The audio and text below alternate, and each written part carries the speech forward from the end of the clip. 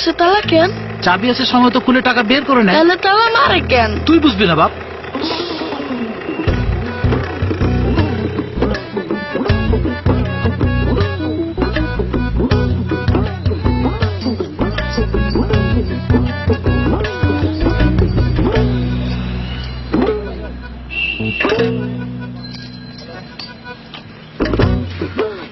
আজকে 2টা শিকল। বুঝবি না বাপ, সাবধানে মার নাই, তাই মানতেছি। চল এই নে টিফিনের টাকা।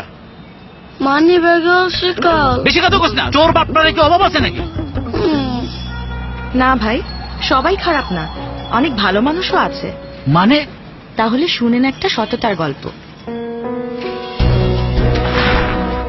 এই হলো রাজবাড়ী ইসলামপুর সরকারি প্রাথমিক বিদ্যালয়ের সততা স্টোর।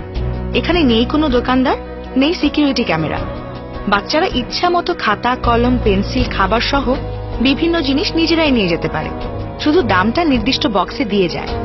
যে অপরকে ফাঁকি দেয় সে নিজেকেই ফাঁকি দেয়, এই প্রতিপাদ্যকে সামনে রেখে এবং শিশুদেরকে সৎ, যোগ্য, আদর্শ মানুষ হিসেবে গড়ে তুলতে আমি আমার এই সততা স্টোরের কার্যক্রম শুরু করেছি। আমি এই শিক্ষাদানের মাধ্যমে এবং ওদেরকে মোটিভেশনের মাধ্যমে আমি এখন দেখতে পাচ্ছি যে ধীরে ধীরে এই প্রতিষ্ঠানটি লাভের মুখ দেখছে। এখানে যে সততা স্টোরটা, এই স্টোরে যে বেচা কিনা একদম দোকানদার বিহীন, যে এটা আসলে একটা সততার পরিচয় দেয় আর কি, যে এখানে কিছু নিলে ফাঁকি দেওয়া যাবে না। এটা দেখে আমার খুব ভালো লাগতেছে এবং এটা আসলে একটা ভালো উদ্যোগ। আজকের শিশুরা আগামীর পথ প্রদর্শক।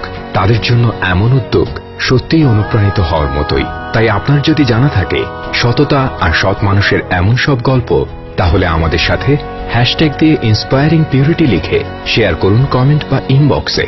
আর আমরা সেসব গল্প দিয়ে অনুপ্রাণিত করব সবাইকে। ফ্রুটিকা, একটু বেশি পিওর।